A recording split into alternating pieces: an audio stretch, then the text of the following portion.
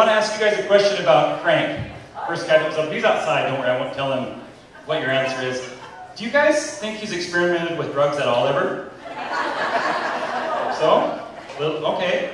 What'd you think of Crank overall? Very good. This guy here is afraid to say, I know this guy a little bit, and he's like, I'm not going to say what I think of Crank. The thing that I'm really curious about, I have a friend who's an undercover detective, and they do all these expensive, time-consuming things to find people who are trafficking drugs. I always just think, why don't you Facebook anybody named Crank? Look up their list of friends, have a bunch of guys stop by their house, knock on doors. You see people sleeping in garbage cans, crack pipes coming out their ear, all kinds of shit like that. It's an unwritten rule that you're not supposed to talk about other comics, but unwritten rules are kind of like imaginary friends. You know, I mean, talking about it doesn't make it real. If it's not written down, it's not a rule, right? Okay, so there's one thing I'm really freaked out about. I've just figured this out over the last week because I've been reading the obituaries in the paper because I've been taking an ass whooping at work and I want to see somebody who's having a rougher day than me. So I'll open up and go, well, I'm still here and these people aren't. You know, like, oh, he lost his battle with cancer. Oh, wow, okay, well, I'm still fighting. But here's what I find out. I read on about these people. Only good people are dying. Good people are dying off like crazy. Every person in the obituary, 3, 4, 5, 6 a day in buildings alone. They're planting flower gardens, they're giving gifts to strangers, they're finding planets, flying to the Galapagos Islands to film turtles. The whole rest of the paper is basically dedicated to people being dicks to each other. But obituaries are about all these wonderful people. So I'm wondering if maybe there's some exaggeration if they're not all so great, because you go to funerals and you always hear, oh, he was such a great guy, give you the shirt off his back, all that stuff. So I'm actually thinking about having my own funeral now, ahead of time, instead of my next birthday. Because my last birthday is a whole lot of, like, oh, you're getting fat, you old bastard, that type of thing. Oh, you still haven't made anything of yourself. Is that wife of yours ever going to wise up and throw your ass out? But at my funeral, they'll be like, oh, Mark was so giving and so, scatterheaded in a charming, good way. And then they'll be like, he would have enjoyed this very much. And I'll be like, yeah, I would have really, really liked this. This is exactly what I would have wanted. And then I always had this friend who's, I always suspected he liked my wife inappropriately too much. So we're drinking a few beers the other day, and I kind of confronted him. I'm like, dude, I don't mean to be accusatory, but it seems like you like my wife a little more than you should. Like, if something happens to me, you're going to, move in on my wife. He's like, oh yeah, absolutely. So that's another reason, the funeral, I'm thinking I'm going to see him there going, and Mark wouldn't want either one of us to be alone. Do you like Chinese food? I could pick some up and come by the house and give you a foot massage. And I'll be over here, he'll be like, no, that's not what I would have wanted. I would have wanted you to be alone, very alone, for a long time.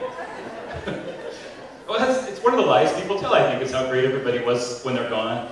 The biggest lie I've heard recently is, I read all these business books to try to get better at my business because I'm not very darn good at it, which is really a bummer.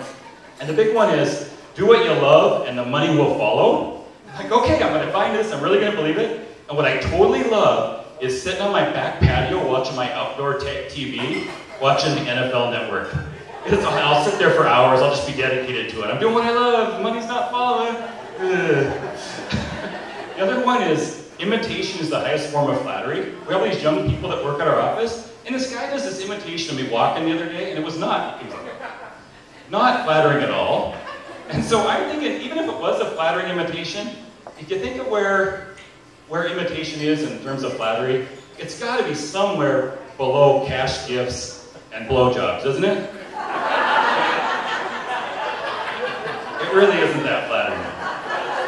No. Thank you. This guy thank you, sir. Okay, I wrote a few things down, and I didn't get them memorized. Could you be my teleprompter? Hold that high if you would. Thank you. We're going to get through this together. Okay. We had another self-esteem incident in our office. We had a young girl who was getting a new dog, and she's trying this dog out, taking pictures of it, taking it all around. Do you think he's cute? All this stuff. Yeah, she has a vet look at it, has her ex-boyfriend look at it, her dad looks at it, her current boyfriend, I was thinking future boyfriend. I was thinking she was going to make the dog, pee in a cup and run the 40 and take the Wonderlic test. And, You know, for really cute girls, the whole world's different. Like for me, the last dog I got, I was having pizza at that Village Inn on Grand. This dog with a leash attached to him gets almost run over, hit by a car. And I go grab him, I'm like, oh, you're a stray dog, you just need to be loved. Hey, let's name each other. You could be my dog. How about Lucky? Is that a good name? He was totally all over it. Lucky was a great dog. Totally a great dog. Okay, I just have one more item I'd like to talk with you guys about tonight. Does anybody remember what it is? Excuse me.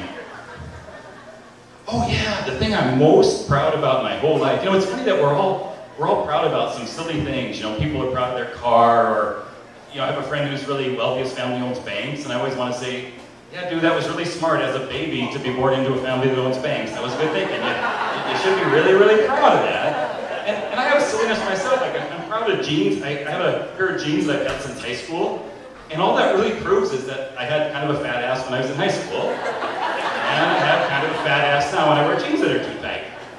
Oh, we all have some of those short circuits, right? But here's the thing I'm most proud about is I fooled my wife one time in 18 years. My friend that likes her inappropriately too much, I decided to see what she would think if he was going to move in with us for a little while. So we're sitting around, and you're like, hey, is it okay if I stay with you guys for 2-3 days while I'm in between houses? Yeah, great. So next time we're together, Angela, are you sure it's okay if we move that up to 2 or 3 months? And she's like, oh, Bob, that'd be great. I'll have the 2 handsomest guys in buildings all to myself. What more could a girl want? No sooner does the door shut to our house and she's going, what the fuck was that? When did this become 2 to 3 months? I'll talk to him. So then he calls her up, hey, Ange, is there a spigot outside the window where I could fill up my water bed? She's like, oh, Bob, you can just use one of our beds. Oh no, I can't sleep on conventional mattresses. My sleepwalking is bad enough as it is. I wake up all over the house in my underwear, not knowing where I am. We had it cleared down to having her agree to have a mechanical bull and a bonfire in the backyard, and she still wouldn't say anything in front of him. Every time he left, she was all over me, not one word to him. And she's such a gracious girl. I mean, that's kind of what that proves. She's lying to be gracious. But at the very end, she said something so unladylike when we told her that it was a spoof. Fuck you, you fucking fuckers. I know. Not nice. I know. Okay, thank you all for having some of my childish antics.